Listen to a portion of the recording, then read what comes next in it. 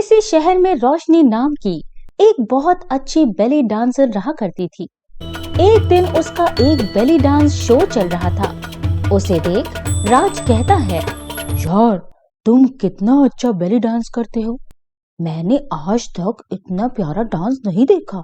Thanks, ये तो मेरी खुशकिस्मती है कि आपको मेरा डांस इतना ज्यादा पसंद आया है। मैं उम्मीद करूंगी आपको हमेशा मेरा डांस पसंद आए। मैं एक बेली डांस ऑर्गेनाइजर हूँ। दिल्ली में हमारा एक बहुत बड़ा शो होने वाला है, तो क्या आप हमारे शो में डांस करेंगी? ये तो बहुत अच्छी बात है और मेरे लिए एक बहुत बड़ा मौका है। मैं जरूर आपके शो में डांस करूंगी। रोशनी और राज दोनों बातें कर रहे थे। उनकी ये सारी बातें पास में खड़ी मधु सुन रही थी। मधु भी एक बेली डांसर थी, लेकिन रोशनी के डांस के आगे लोग उसको पूछते भी नहीं थे। राज रोशनी को डांस करने का मौका दे रहा है, ये सुनकर मधु और खिलस जाती है।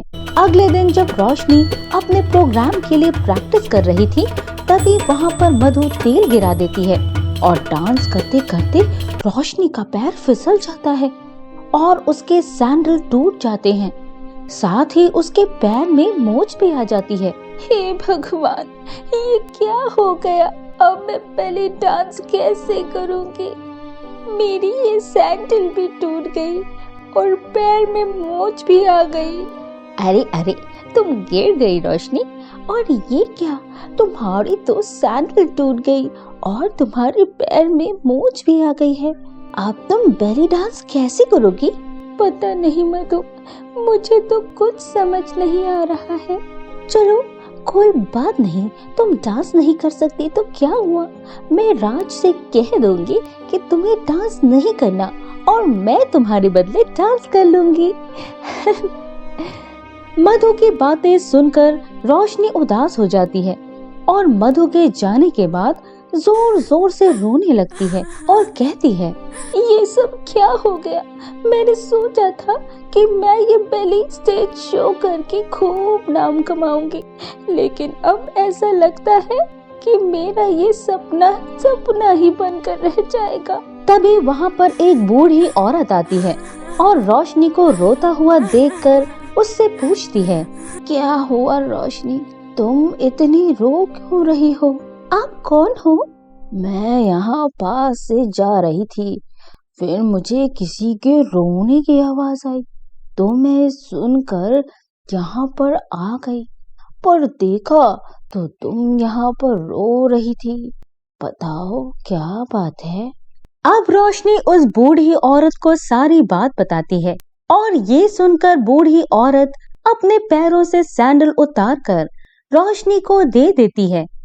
ये सैंडल दिखने में काफी ज्यादा सुंदर थी और बहुत ही अनोखी भी लग रही थी, जिन्हें देखकर रोशनी कहती है, ये तो बहुत ही सुंदर सैंडल है, पर आप मुझे ये क्यों दे रही हैं? क्योंकि ये जादुई सैंडल हैं। इन्हें पहनोगी तो तुम्हारा पैर ठीक हो जाएगा और तुम इससे बहुत अच्छा डांस कर पाओगी। ऐसे कैसे हो सकता है? भला ये जादुई सैंडल कैसे हो सकते हैं? आप कौन हो? रोशनी के इतना कहने पर ही वो बूढ़ी औरत एक बहुत ही सुंदर परी में तब्दील हो जाती है और उसे देखकर रोशनी को अपनी आंखों पर यकीन नहीं होता और वो उससे कहती है, तुम कौन हो और यहाँ कैसे आई? मैं आसमान की एक जादुई परी हूँ, जो लोगों के दुखों को अपने जादू से दूर करती हूँ। मुझे तुम्हारे रोने की आवाज आई, तो मैं तुम्हारे दुखों को दूर करने के लिए आ गई।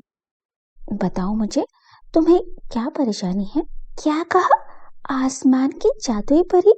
पर ये सब तो सिर्फ सपनों या जादुई कहानियों में होता है, ये सच थोड़े होता है। जो अच्छे लोग होते हैं, जिनका मन और काम सच्चा और अच्छा होता है, उनके साथ ये सब सच में होता है। जैसे तुम्हारे साथ अभी जो हो रहा है वो सच है।